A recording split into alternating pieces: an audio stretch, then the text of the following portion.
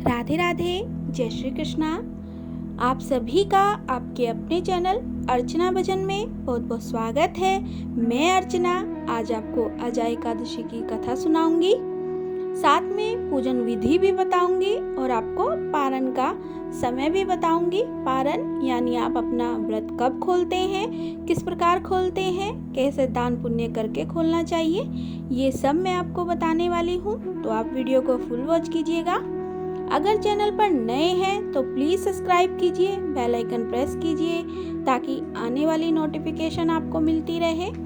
तो आज मैं अजय एकादशी की कथा सुना रही हूँ आपको। तो पहले मैं आपको बताना चाहूँगी, अगर आपने कोई भी व्रत पूरे साल नहीं किया है और एकादशी का व्रत करते हैं तो आपके लिए श्रेष्ठ है, क्योंकि सभी व्रतों में एकादशी को श्रेष्ठ माना जाता है। इसीलिए हमें एकादशी का व्रत जरूर करना चाहिए। भगवान नारायण को एकादशी अति प्रिय है। तो ये कथा मैं आज आपको सुना रही हूँ। मैं आपको ये भी बताऊंगी एकादशी के दिन तुलसी पूजन कैसे करते हैं। एकादशी के दिन हमें तुलसी दल तोड़ना चाहिए या नहीं तोड़ना चाहिए, ये भी मैं आपको बता रही हूँ। तो हम शुरू करते हैं एकादशी की कथा, अजय एकादशी की कथा। श्री युधिष्ठिर ने कहा, हे द्वारिकानाथ, अब आप मुझे भादो मास के कृष्ण पक्ष की एकादशी के विषय में बताइए। श्री कृष्ण ने कहा, हे राजन, भादो मास के कृष्ण पक्ष की एकादशी का नाम अजा है। इसके व्रत करने से समस्त पाप नष्ट हो जाते हैं।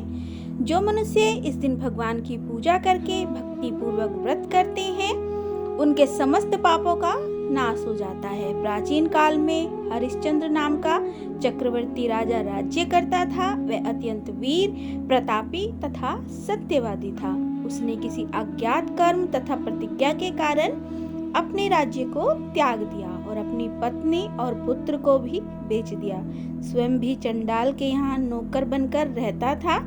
वह चंडाल के यहाँ रहकर कफन आदि लेने का कार्य करता था। उन्होंने किसी भी अवस्था में सत्य को नहीं छोड़ा।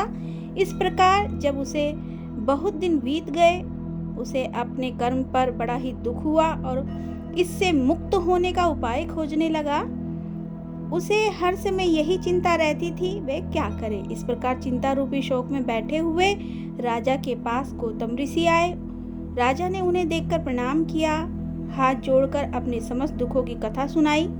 दयालु महर्षि ऋषि गौतम ने विस्मित हो राजा से कहा, हे सत्यवादी हरिश्चंद्र, तुम भादो मास के कृष्ण पक्ष की अजय एकादशी का विधि पूर्वक व्रत करके रात्रि को कथा कीर्तन करते हुए भक्ति सहित जागरण करो। ऐसा करने से अवश्य ही तुम्हारे सब पाप नष्ट हो जाएंगे और इसके प्रभाव से तुम पुनः वैभव को प्राप्त करोगे। इस प्रकार गौतम ऋषि वहां से चले गए। तत्पश्चात आजा नाम के एकादशी के आने पर राजा हरिश्चंद्र ने मुनि गौतम के कहे अनुसार भक्ति तथा श्रद्धा पूर्वक व्रत धारण कर रात्रि को भगवान का पूजन करते हुए जागरण किया, जिसके प्रभाव से राजा के समस्त पाप नष्ट हो गए।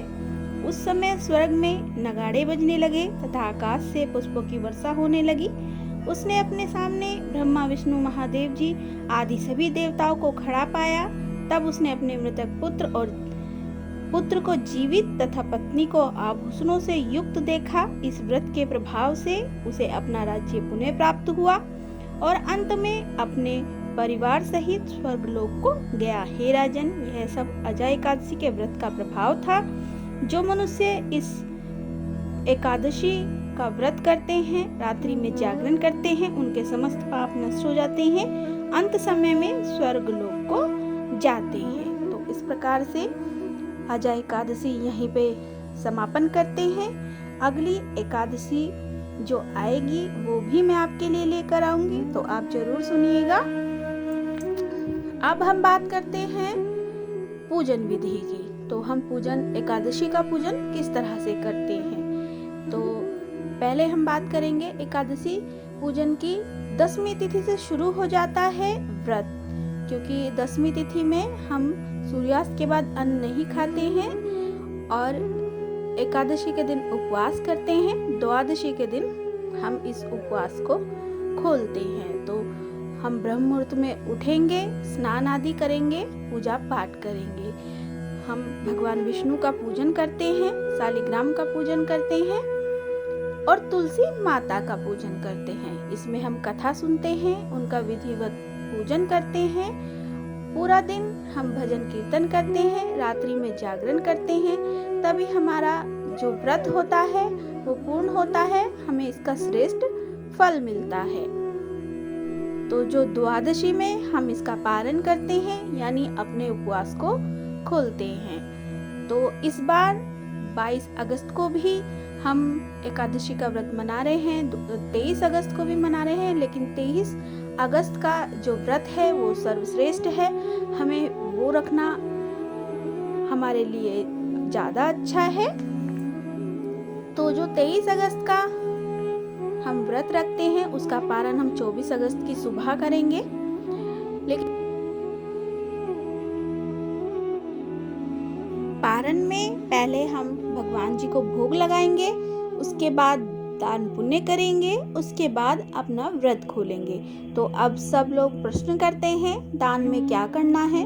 वो आपकी सामर्थ्य के ऊपर है, आप कितना दान कर सकते हैं, लेकिन कम से कम इतना दान कीजिए कि आप किसी ब्राह्मण को या किसी मंदिर में किसी को भी दान करें, उसका एक समय का भोजन बन जाए। तो हमें उतना दान तो अवश्य करना है और अपनी सामर्थ्य के अनुसार आप कितना भी दान कर सकते हैं, उसकी कोई सीमा नहीं है।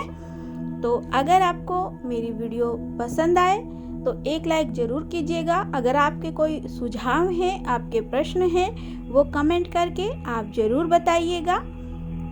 मिलते हैं एक और नई वीडियो के साथ, तब तक के लिए धन्यवाद।